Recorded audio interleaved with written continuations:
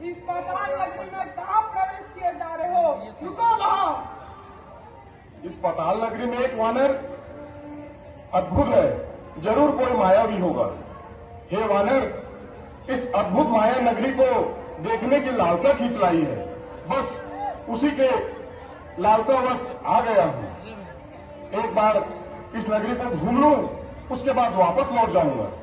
आज्ञा स्वीकार ना की तो उत्पात पूर्ण हो जाएगा।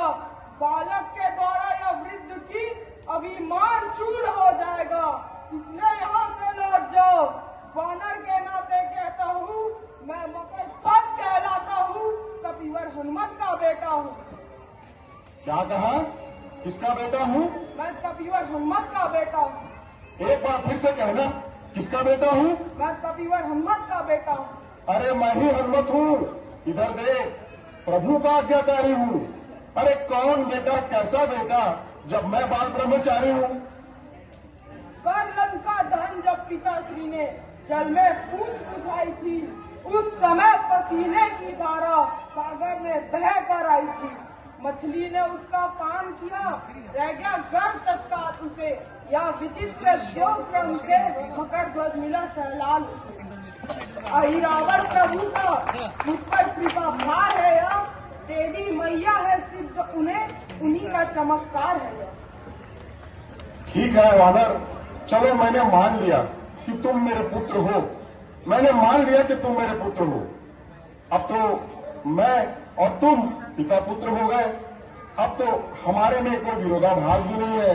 अब तो मुझे नगर के अंदर प्रवेश करने दो। स्वामी का आदेश इधर, आदर उस ओर पिता का है। असमन जिसमें है मकर ध्वज, अब सोच रहे करना क्या है। इस ओर दिखता है कुआ, इस ओर दिखती खाई है। ऐसे छोड़ कर खड़ा सेवक, पर देता नहीं दिखाई है। इसीलिए आप ही बताइए पिताश्री, इस समय धर्म क्या है मेरा? हे कर्म वीर, हे कर्मशील, कर्तव्य कर्म क्या है मेरा? कर्तव्य पूछते हो बेटा, तो सुनो, बात संतुष्ट हुआ।